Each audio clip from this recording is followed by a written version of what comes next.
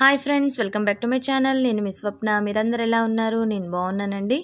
నేను ఈరోజు మీకు చామంతి మొక్కల గురించి చూపిస్తున్నాను. చామంతి మొక్కలేంటి సమ్మర్లో అని అనుకుంటున్నారా?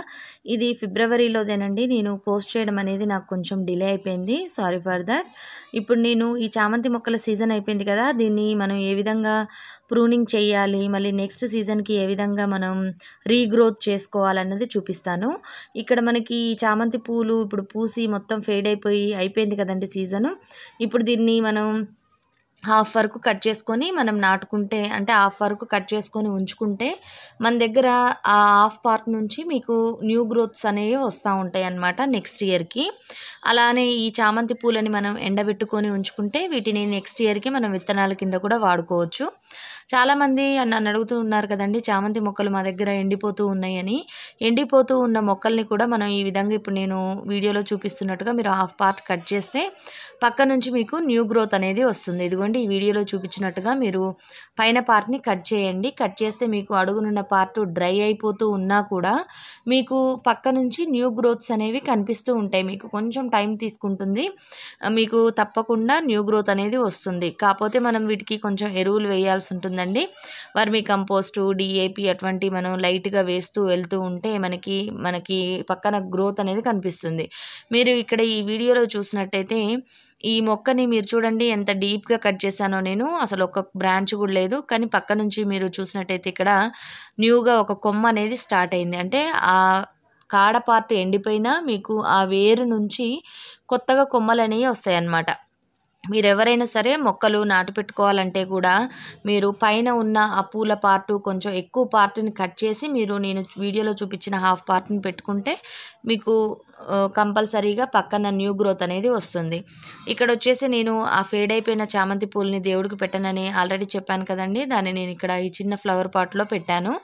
ఈ బ్రాస్ది వచ్చేసి నేను అమెజాన్లో పర్చేస్ చేశానండి. ఇది కాస్ట్ వైజ్గా కొంచెం ఎక్కువ పడినట్టు అనిపించింది. సైజ్ వైజ్గా మాత్రం కొంచెం చిన్నగా ఉంది. అంటే నేను వచ్చినాక చూసుకుంటే నాకు ఐడియా ఉంది. కాకపోతే ఇది చిన్న సైజు ఉండడం కూడా నాకు సేఫ్గా అనిపించిందండి. ఎందుకంటే మనం ఈ ఒరిజినల్ ప్లాంట్స్ని మరీ పెద్దగా కట్ చేసి పెట్టాం కాబట్టి ఇది నాకు ఈ విధంగా మంచిగా అనిపించింది. కావాలంటే నేను ఇక్కడ కింద ఆన్లైన్ లింక్ను కూడా మీకు ప్రొవైడ్ చేస్తాను.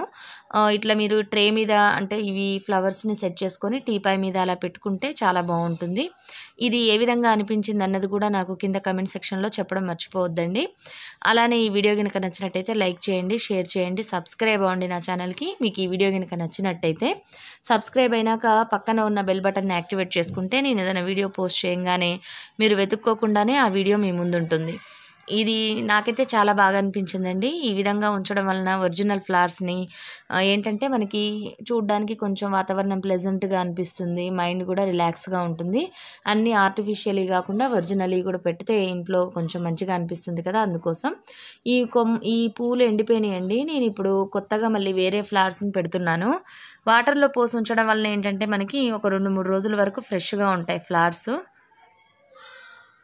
ఇక్కడ మీరు చూసినట్టయితే నేను రోజెస్ని కూడా ఇక్కడ పెట్టాను కదా, అలానే నేను రోజుకో రకాన్ని మారుస్తూ ఉన్నానండి. ఆల్మోస్ట్ మీకు నేను చేసినవన్నీ నేను మధ్యలో షేర్ చేస్తూనే ఉంటాను.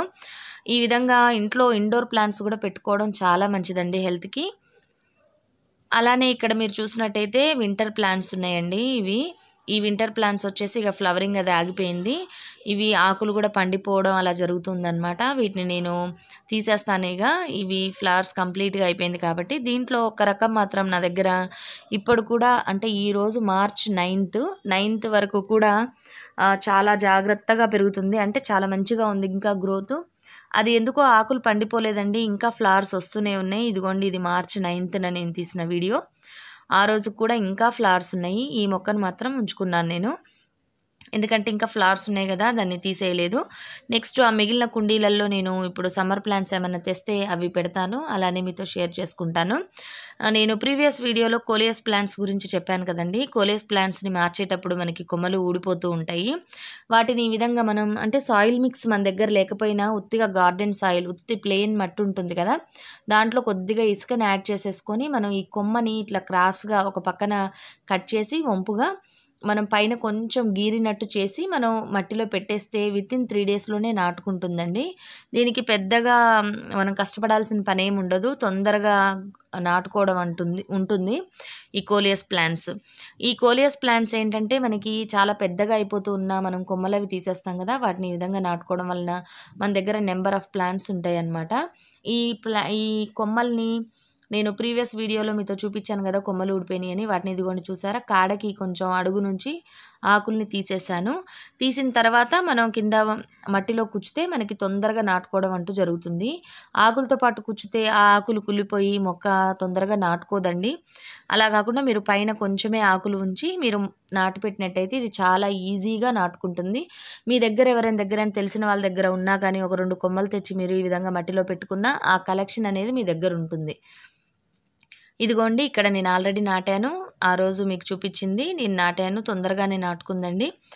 ఇంతేనండి ఈ వీడియో కనుక నచ్చినట్టయితే లైక్ చేయడం మర్చిపోద్దండి. మరిన్ని మంచి వీడియోస్తో మరిన్ని మంచి అప్డేట్స్తో మీ ముందుంటాను. Bye bye, see you.